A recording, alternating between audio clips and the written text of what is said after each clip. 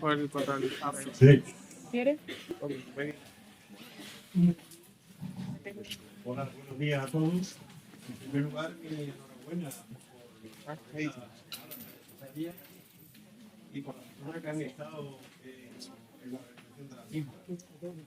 La semana pasada, precisamente, en una comunicación que tuve en un congreso en Jaén, hablando sobre las aguas y los regadíos, en la zona de Doñana, de aquí de nuestra provincia de Huelva, una de las cosas que referí fue precisamente de que aquí en este territorio se celebró hace como 25 años las contrataciones en origen. Había personas allí en dicho congreso que no conocían muy bien qué era eso de las contrataciones en origen, tampoco era el objetivo mío, simplemente lo enuncié, explicar y desarrollar lo que era la contratación en origen, ¿no? Bueno, mi compañera y amiga Mercedes Gordo me ha pedido que haga una breve presentación de su currículum. Ella es la protagonista y no me ha sido fácil hacer esta breve presentación, dada su extenso currículum, tanto investigador como mujer de acción y muy vinculada con las circunstancias sociales de su pueblo y de su provincia, en fin, de aquí de Andalucía y de España. Bueno, simplemente algunas cuestiones que tengo aquí. Es diplomada en graduado social y licenciada en humanidades, diplomada también de estudios avanzados en un programa de doctorado. Hizo en su día un máster de inmigración en la Universidad Pontificia de Comillas. En cuanto a la actividad profesional, desde el año 2000 es investigadora de nuestro grupo de investigación Instituto de Desarrollo Local de esta Universidad de Huelva, y en el seno de este grupo de investigación ha participado en numerosos proyectos de investigación, ha organizado y participado en numerosos eventos de toda naturaleza y ha sido responsable de numerosas publicaciones. Muchas de ellas están ahí en la vitrina que está en la entrada, ¿no? Y donde hemos participado también otros miembros del grupo de investigación que comanda nuestro compañero y amigo profesor Juan Márquez, ¿no? Entre 2010 y 2016 fue profesora del Departamento de Historia y Geografía de esta Universidad de Huelva, donde ha impartido docencia en másteres, en asignaturas de grado y en el aula de la experiencia. Y entre 2015 y 2023, su vocación social, su compromiso social con los demás y con sus territorios más cercanos le hizo saltar a la arena política y se convirtió durante 2 mandatos en alcaldesa de su pueblo, Cañaveral de León, en Sierra de Huelva, ¿no?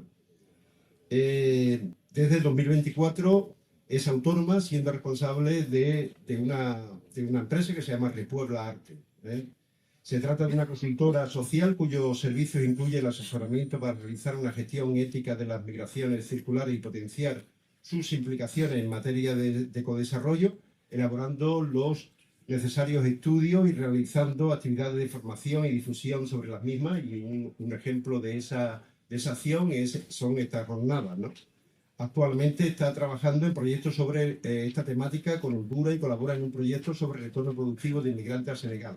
Presta los servicios bajo el modelo de empresa social o con propósito, y así no solamente busca la mayor rentabilidad económica posible con su emprendimiento, adquiere también el compromiso de tener un impacto positivo en otras dimensiones del desarrollo sostenible. Repuebla Arte ha sido distinguida con el premio Tierra de Oportunidades 2024 a los mejores emprendimientos rurales de la comarca de la Sierra de Huelva y fue presentado en el segundo Congreso Internacional de Investigación. Mercedes Gordo es coautora de numerosísimas publicaciones, más de 50 publicaciones, donde incluye libros. Ahí en la vitrina solamente aparecen los libros, pero tiene una serie de artículos en revistas, publicados en revistas muy señeras, con muchísimo impacto, como puede ser el Boletín de la Asociación de Geógrafos Españoles,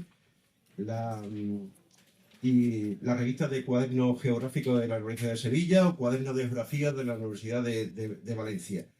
Es también autora de numerosísimos capítulos de libros, comunicaciones a congresos publicadas, etcétera, etcétera, donde en la mayoría de las ocasiones ha abordado la temática de las migraciones circulares, los problemas de integración y aspectos vinculados con el desarrollo local y rural. Nada más, Mercedes, muchísimas gracias por todo lo que haces por los demás y por este territorio que nos toca vivir y gozar.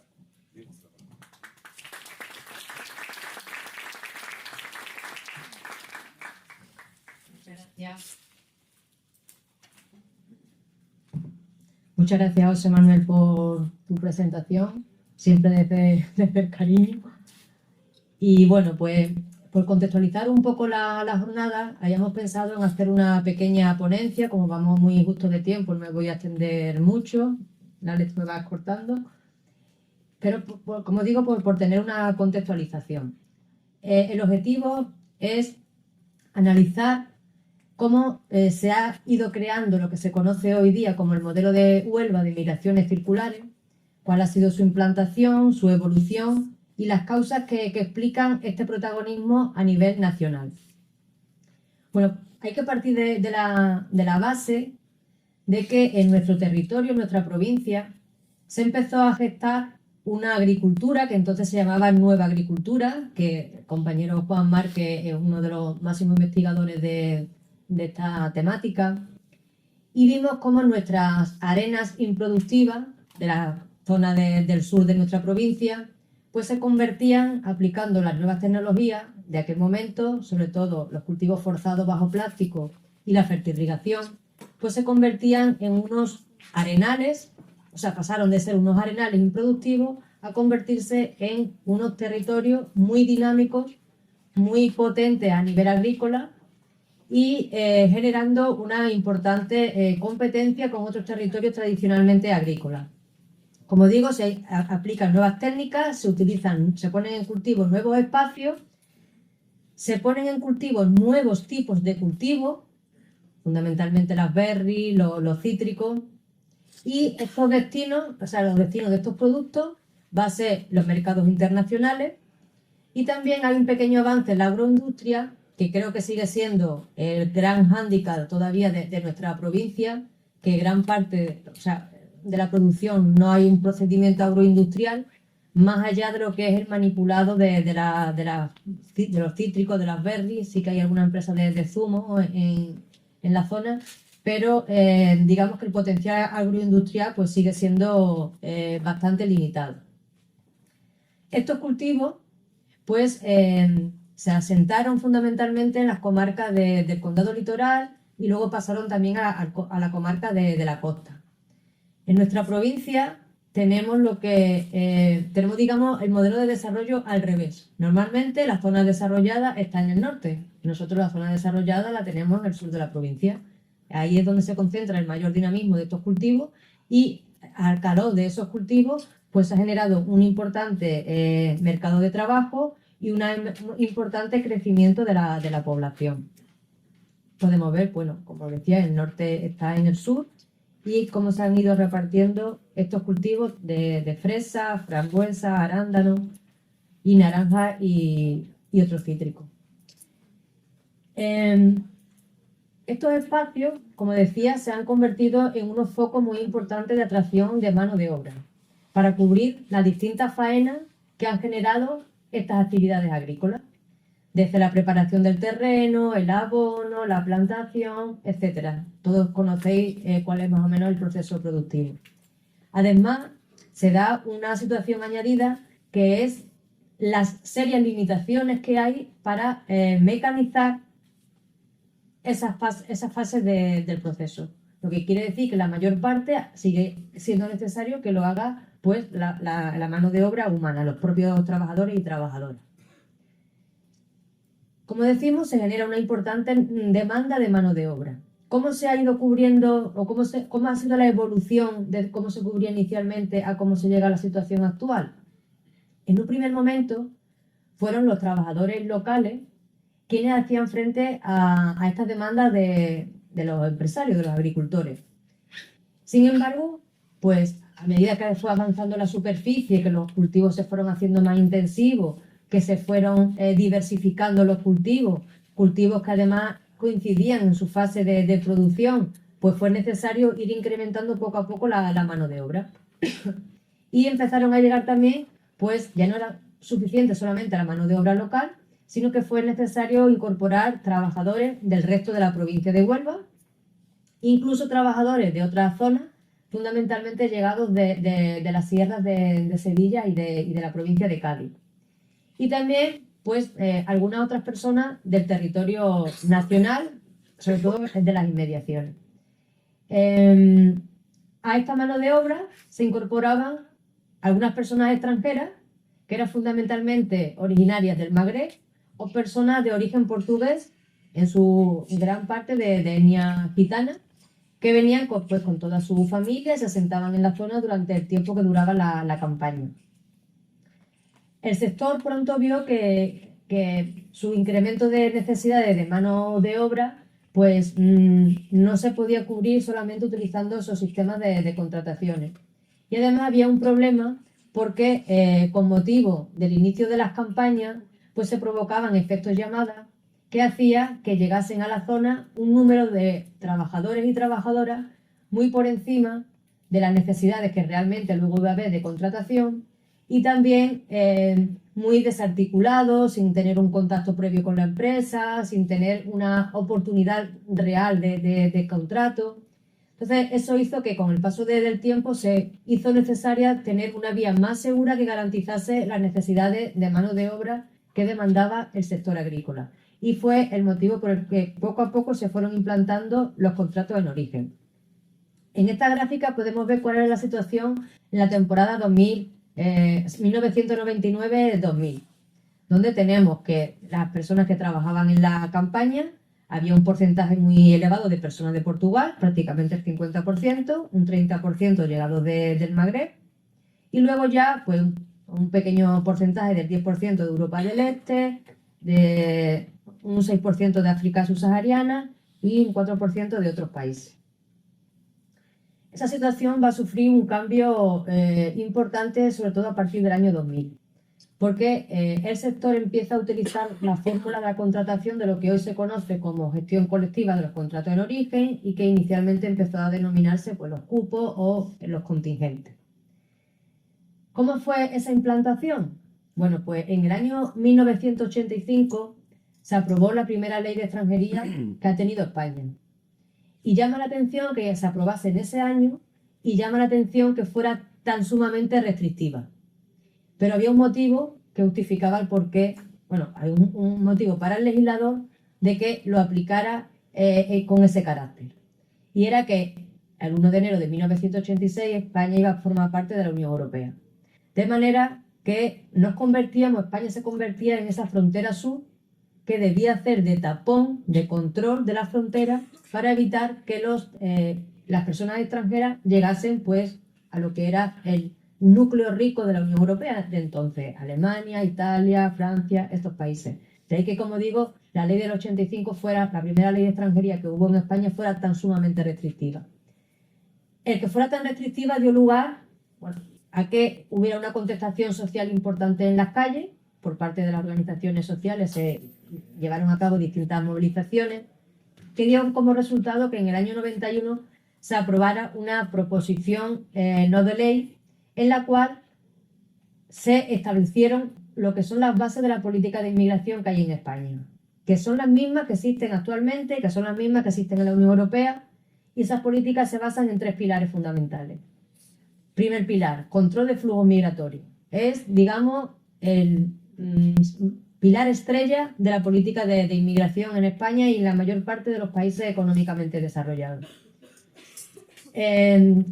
Como digo, control de los flujos migratorios, integración social de las personas extranjeras y, en tercer lugar, cooperación al desarrollo. Esos serían los 3 pilares de la política de inmigración que se crearon entonces y que siguen en vigor hoy día. En esa proposición no de ley del año 1991 se instaba al gobierno a que, en función de las necesidades de mano de obra que existiera en la economía española, se pudiera contratar personas en sus países de origen para resolver las necesidades del mercado laboral interno que había en España.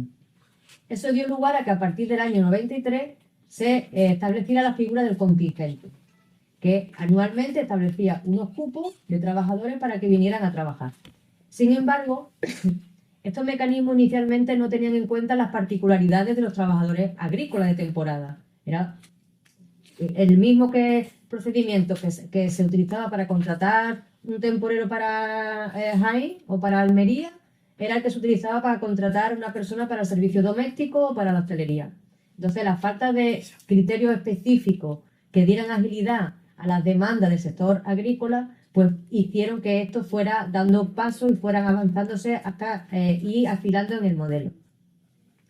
En el año 97, las partes participantes en estos procesos se reunieron y dijeron que necesitaban pues, ponerse de acuerdo para ordenar la situación, cada uno se repartieron unas competencias, la patronal, la administración, los sindicatos, y a ese convenio del 97 se firmó, en el año 99, se firmó un protocolo adicional.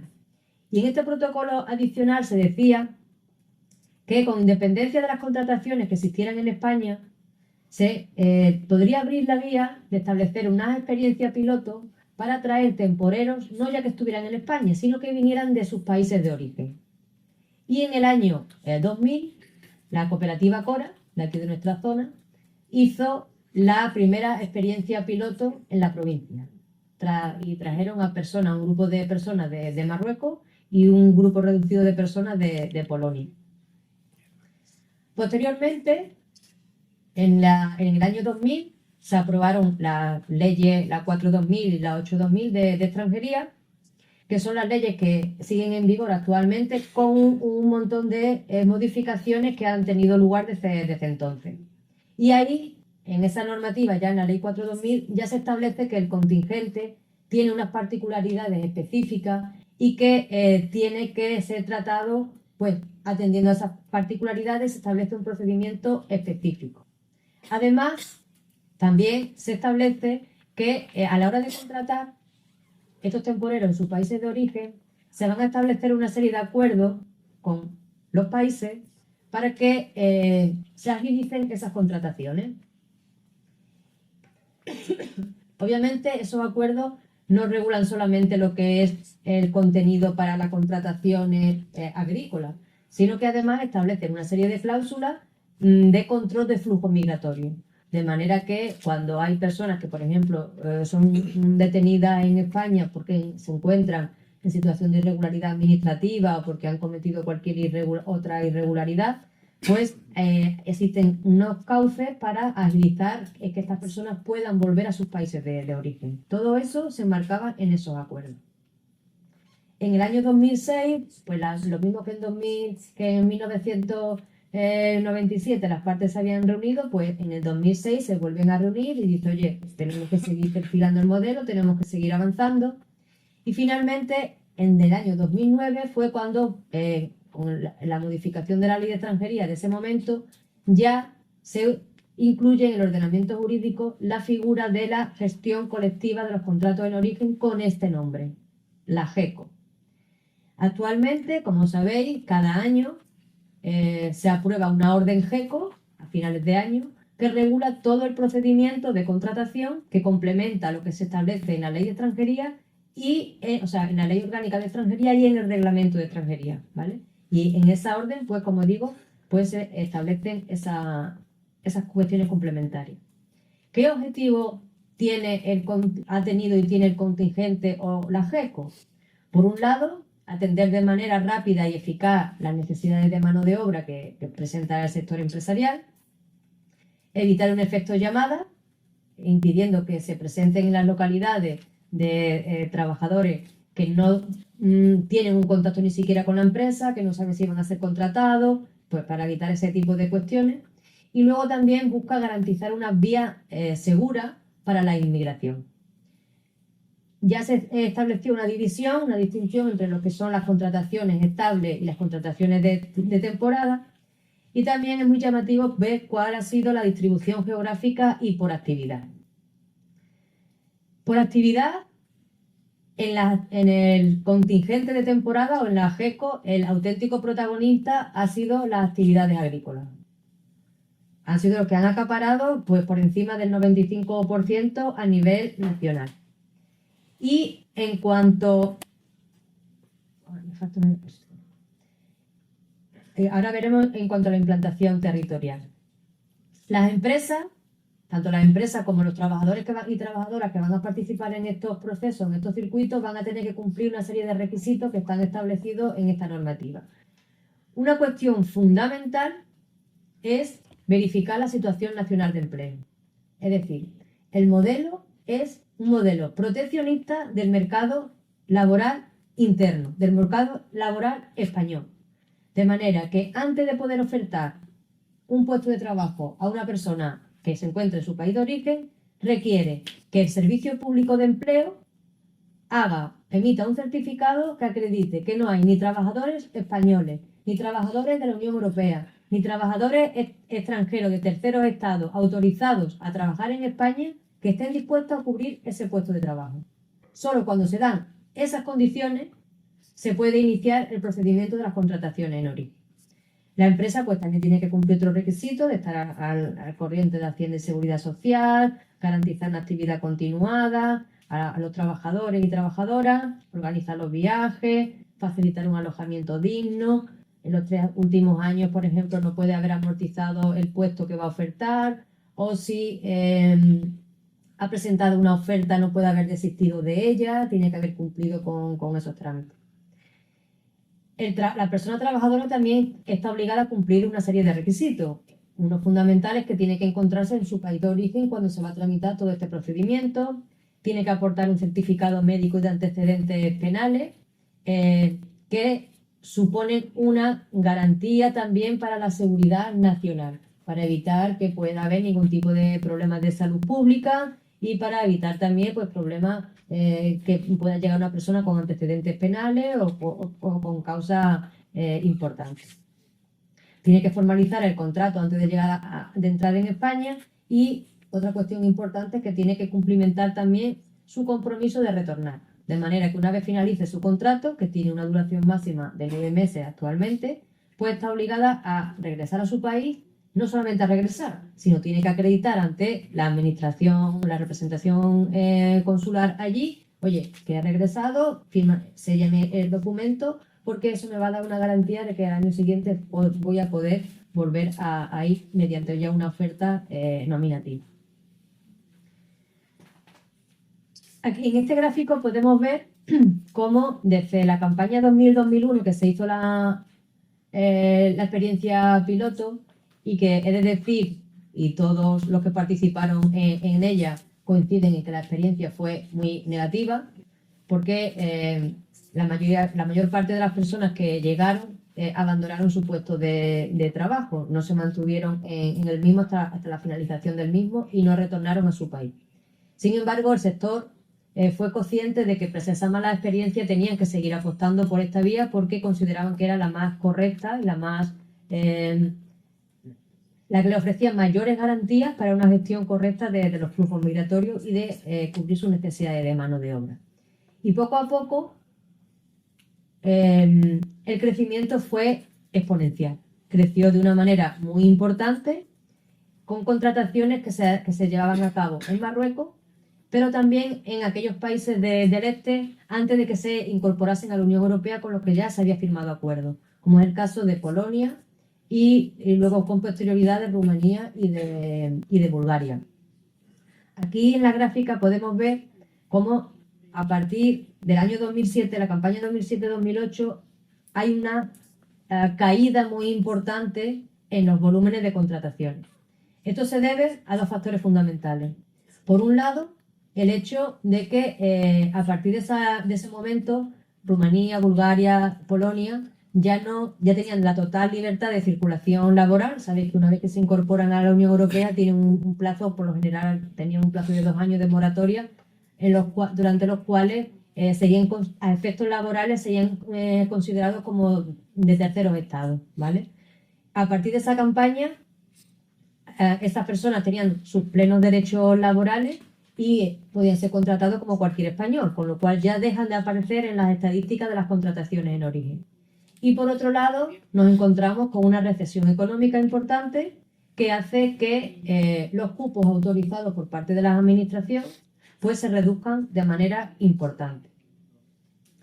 A nivel nacional, podemos ver que desde que se implantan estas fórmulas de contratación de los contratos en origen de temporada, la provincia de Huelva pasa a tener un protagonismo total en estas contrataciones. Aquí podemos ver, por ejemplo, la campaña 2007, también una comparativa de la 2002-2008, cómo ha ido creciendo de manera muy importante. Y aquí, pues de manera gráfica, cómo creció entre los años 2002-2008. Ahora también veremos cuáles son las causas de este gran protagonismo en comparación con otros. Como digo, a partir del año 2008 las cifras empiezan a reducirse de manera drástica, coincidiendo con la crisis económica, por la burbuja inmobiliaria, la subida de los tipos de interés, todo aquello que pasó en ese momento. Se da la circunstancia de que era la primera vez que estábamos en España en crisis, en una situación de recesión económica, siendo ya país de inmigración, considerado como tal país de inmigración. Era la primera vez que lo vivíamos, digamos. Y también es muy importante lo que hemos dicho anteriormente, que estamos ante un sistema, las migraciones circulares, son un sistema que está buscado desde una perspectiva muy utilitarista del mercado laboral interno, nacional, de manera que en el momento que hay crisis económica y que hay un mayor desempleo, pues se supone que el sector debe asumir pues esa mano de obra. En las entrevistas que hacía entonces, en ese momento, pues el sector se quejaba de que, oye, cuando ha estado la construcción a tope, se me han ido los temporeros porque ganaban mucho más en el sector de la construcción, o se me han ido al sector servicios, y ahora resulta que esos sectores están en crisis y ahora yo tengo que asumir que esas personas vengan a trabajar a mi empresa, cuando antes pues se han ido. Además, ellos en todo momento defendían que su apuesta y su defensa era por la mano de obra local, porque entre otras cosas era una cuestión económica, no tenía que estar sometido a todos esos gastos ni a alojamientos, tenía la mano de obra a pie de campo, digamos. Pero claro, ellos lo que querían era una formalidad en las contrataciones, que si yo te contrato no te vayas a los 2 días, ni te vayas a la semana, que seas cumplidor con la exigencia que tenemos para poder sacar para sacar adelante la cosecha. Y bueno, lo que sucedió a partir de ese momento es que las únicas contrataciones que se mantuvieron fueron las contrataciones en Marruecos. Fueron las únicas que se mantuvieron con cupos muy limitados, y lo que sí se hizo inicialmente fue aumentar las contrataciones en Rumanía, pero ya no en el marco de la GECO o del contingente, sino, igual que contrata a un trabajador español, pues contrataban a trabajadores de Rumanía. Se hicieron distintas iniciativas para que esa población que estaba desempleada pues pudiera acceder a esos puestos de trabajo. No dieron los resultados esperados. Por ejemplo, aquí tenéis algunos titulares de prensa de cómo se citaron a 9.600 personas desempleadas y al final solamente 1.500 se comprometieron a trabajar en la campaña, que luego los que efectivamente se incorporaron fueron un número aún inferior.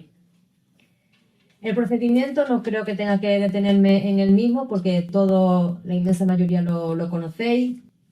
Sí destacar que por nacionalidades pues hemos tenido varios relevos en función sobre todo de la incorporación de Rumanía, Polonia y Bulgaria a la Unión Europea y debido también luego a la situación de crisis económica. Podemos ver cómo en un principio pues Marruecos era quien tenía el protagonismo, luego pasó a ser Polonia. En el momento que Polonia se incorporó a la Unión Europea, el protagonismo ya fue siempre de Rumanía, y en el momento que Rumanía también se incorporó, pues ya nos quedamos con el protagonismo de Marruecos, que es el que existe actualmente. ¿Por qué se contrataban en esos países? Bueno, la ley te decía que tienes que contratar preferentemente en países con los que haya acuerdos, y en aquellos momentos los acuerdos estaban con estos países. Curiosamente, el acuerdo de Polonia no se había firmado todavía cuando ya sí se empezaron a realizar las contrataciones allí. Pero claro, era interesante porque Polonia iba a ser en breve miembro de la Unión Europea, igual que pasaba con Rumanía, igual que pasaba con Bulgaria, y los países pues tenían intereses económicos, políticos y demás que querían pues proyectar, y era una buena manera de utilizar también este instrumento. En la campaña 2003, pues podemos ver cuál era la distribución, en la cual un 63% eran de Polonia y un 35% pues eran de Rumanía. Y bueno, esto es por las organizaciones empresariales que contratamos. En el caso de Rumanía, ellos empezaron a contratar un poco más tarde porque su acuerdo no se había firmado aún y porque las empresas siempre tienen preferencia por los trabajadores repetidores, trabajadores y trabajadoras repetidoras. Son trabajadores que vienen inicialmente con una oferta genérica, pero en el momento que llegan y la empresa está satisfecha con ella, esta persona regresa a su país de origen, pues ya el empresario lo que tramita preferentemente es una oferta nominativa para que venga fulanito, nombre y apellido de esa persona. Cuando se incorporó Rumanía y Bulgaria, ya Polonia iba con adelanto y prefirieron los empresarios pues hacer esa apuesta por los trabajadores nominativos, pero como digo, luego ya, una vez que se incorporaron a la Unión Europea, pues empezaron también a ser importantes en las contrataciones, lo mismo que sucedió con Bulgaria. A partir de la plena incorporación, como personas con pleno derecho de libertad de circulación y libertad laboral, pues las empresas necesitan buscar nuevos países en los que contratar. Obviamente, ellos han tenido siempre una gran preferencia por los países latinoamericanos, por cuestiones de afinidad cultural, idiomas, etcétera, pero luego existe un importante hándicap que es la distancia geográfica. Entonces, tienen que casar ambas cuestiones. Si bien es verdad que para esta última opción, para los países latinoamericanos, una opción que se suele utilizar es la de la concatenación de campañas. De manera que el trabajador que llega, por ejemplo, de Honduras, mediante esta fórmula, puede agotar el máximo legal que le permite la normativa de 9 meses contratado, pero no está contratado solamente en Huelva, sino que termina en Huelva y a lo mejor puede concatenar con otras campañas en otros territorios. Eso permite que los empresarios puedan repartirse los costes de traer al trabajador a España. Y es una fórmula que para los nacionales de Latinoamérica pues, es lo que más viable se está viendo hasta la fecha. En el caso de Marruecos, pues como digo, a partir de que Bulgaria, Rumanía y Polonia se incorporan de pleno derecho a la Unión Europea, pues se convierten en los máximos nacionales, en los cupos máximos, también muy impulsados por los proyectos que se llevaron a cabo de la mano también de Juan Antonio Millán, el proyecto Anias Cartaya, el proyecto Mares, el proyecto Mares 2, que con fondos de la Unión Europea pues impulsaron esas contrataciones en Marruecos. También se hizo una serie de experiencias piloto en Senegal, que fue las que se llevaron a cabo en aquel momento no fueron satisfactorias, porque las personas que se habían seleccionado pues no cumplían el perfil, digamos, que luego realmente necesitaban las empresas. Y bueno, pues aquí la noticia en prensa. Y vemos aquí cuál fue la implantación que hubo de estos trabajadores y trabajadoras de Senegal, como pues la provincia de Huelva igual tenía un protagonismo muy importante. También se hicieron experiencias con otros territorios como Ucrania, Filipinas, que yo no sé a quién se le ocurrió hacer esa experiencia con Filipinas, porque traer trabajadores en avión desde Filipinas aquí después de un montón de horas de vuelo con los costes que tenían, pues bueno, no. Y lo que se ha hecho ha sido consolidar Marruecos como destino. A partir del año 2008, lo que establece la normativa del contingente es que las ofertas se dirigirán preferentemente a aquellos países con los que hay acuerdos de ordenación de flujo migratorio y, en concreto, según la Orden GECO de 2025, ¿cuáles son los países que tienen acuerdos de ordenación de flujo migratorio? Colombia, Ecuador, Marruecos, Mauritania, Ucrania, Honduras, República Dominicana y Guatemala. Y también subsidiariamente instrumentos de colaboración en esta materia. ¿Qué países son? Gambia, Guinea, Guinea-Bissau, Cabo Verde, Senegal, Mali, Níger, México, El Salvador, Filipinas, Paraguay y Argentina. Esos serían los países considerados preferentes a día de hoy. A nivel nacional, ¿dónde se contrata fundamentalmente? En Marruecos. la máxima podemos ver desde 2019 hasta 2023, que es el último dato publicado por el Ministerio. Las contrataciones se siguen haciendo fundamentalmente en Marruecos, en África, en concreto en Marruecos. Y por territorio podemos ver cómo la inmensa mayoría se concentra en Andalucía, con datos de 2023, que son los últimos publicados por el Ministerio. Se concentra en Andalucía, que básicamente pues, corresponden con la provincia de Huelva. ¿Cuáles son las perspectivas de futuro en cuanto a las contrataciones?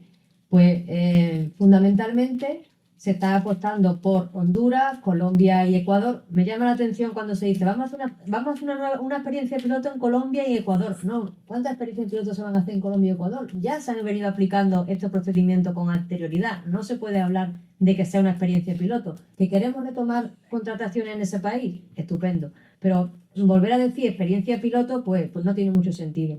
Pero sí que es verdad que en estos países, junto con Honduras, que por primera vez se incorporó a estos procesos en 2022, pues se vienen contratando, aunque los cupos son relativamente pequeños.